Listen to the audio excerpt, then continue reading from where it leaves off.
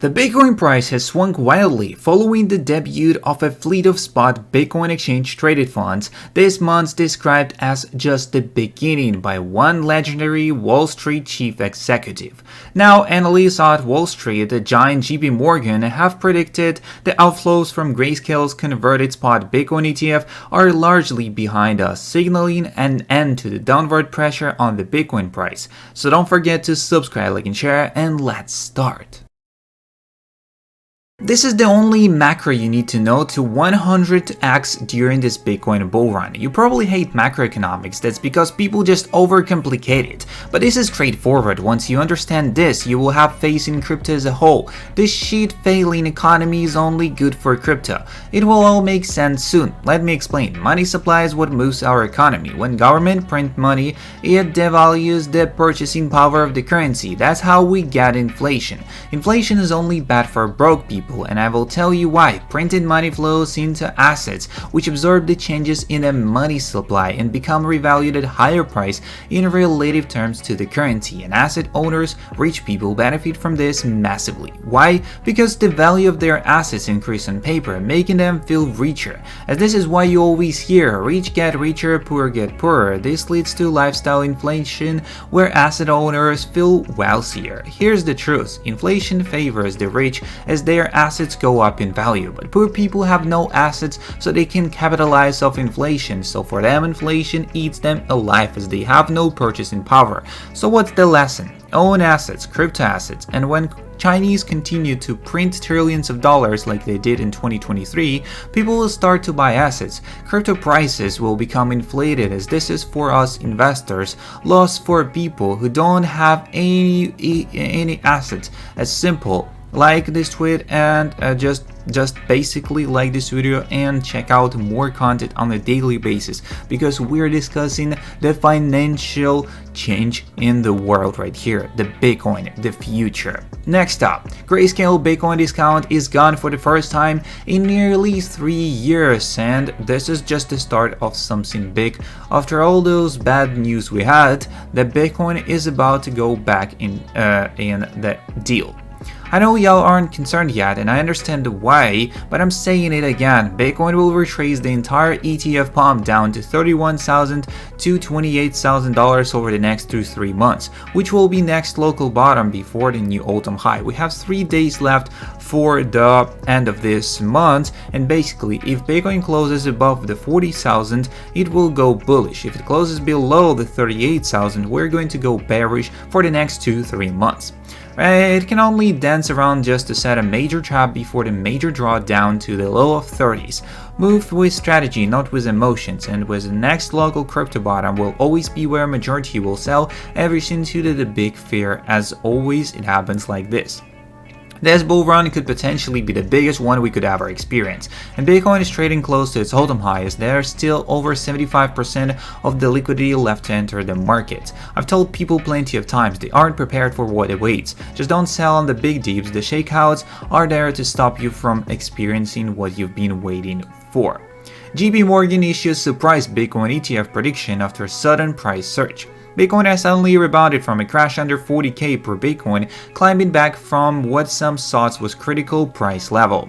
So, given a $4.3 billion has come out already from GBTC, we conclude that GBTC profit taking has largely happened already, as the Jpmorgan analyst led by Nicholas Panickertsklo wrote in notes seen by CoinDesk, dwarfing the researchers' earlier estimate that $3 billion could leave GBTC.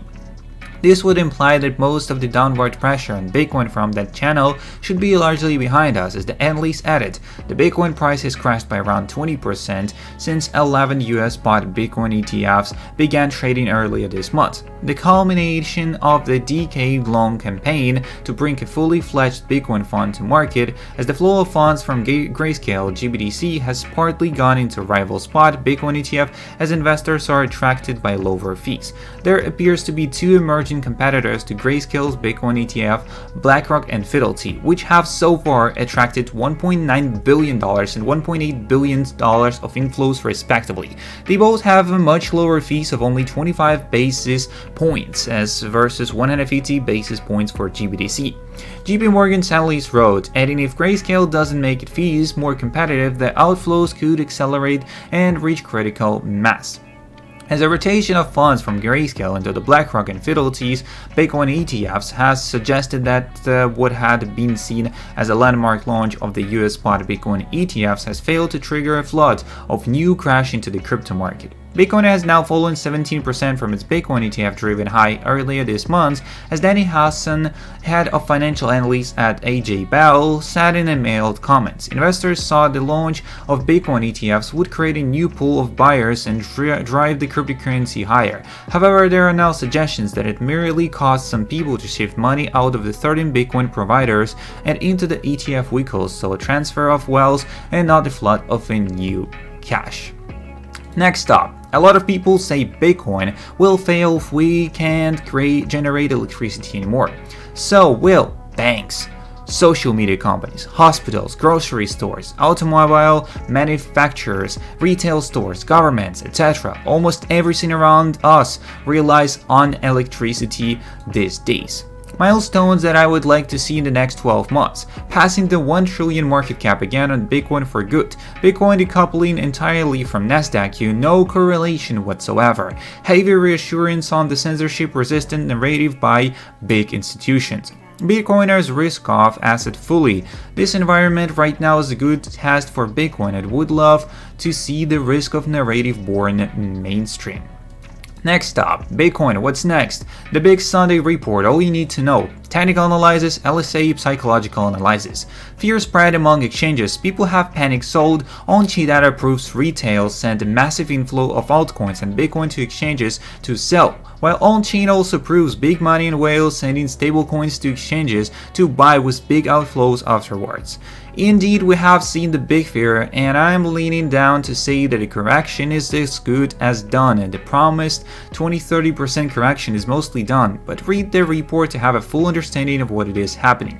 7 weeks ago, I gave you the exact plan of what market makers are truly planning right before we hit 48k region. Indeed, it's to cause max hopium, putting tons of pressure on retailers and telling them it's the right time to buy.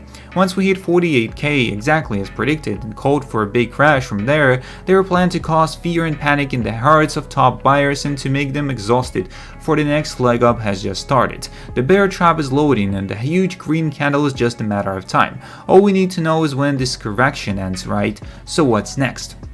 You need to be fully aware of the current situation Bitcoin is currently in.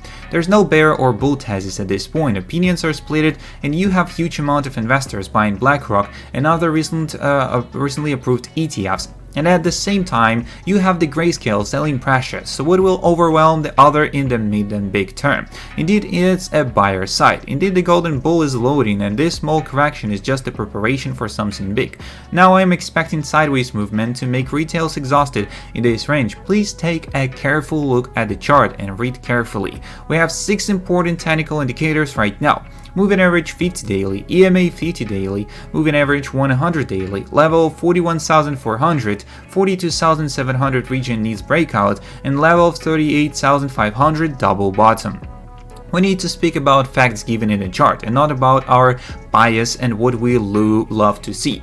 Fact number 1 is Bitcoin strongly bounced at moving average 100 daily and showed a reversal on a smaller time frame, which is good sign for the market. Second bullish fact is Bitcoin also managed to regain EMA 50 as daily, which is a key indicator for Bitcoin during all pre-bull phases in its entire history. Regaining this region should put bears in high alarm. As fact number 3, Bitcoin ETFs are getting bought stronger than market expected, and as I mentioned before, once Grayscale selling is over, the price will know only one direction, and it's up. Now watch if we break out above 42,700 and we can expect more and more up this week. And I'm here not as bearish as I was at 48,000 due to the given facts, as markets are working in dynamics and things can change fast, so our way of thinking needs to be updated regularly.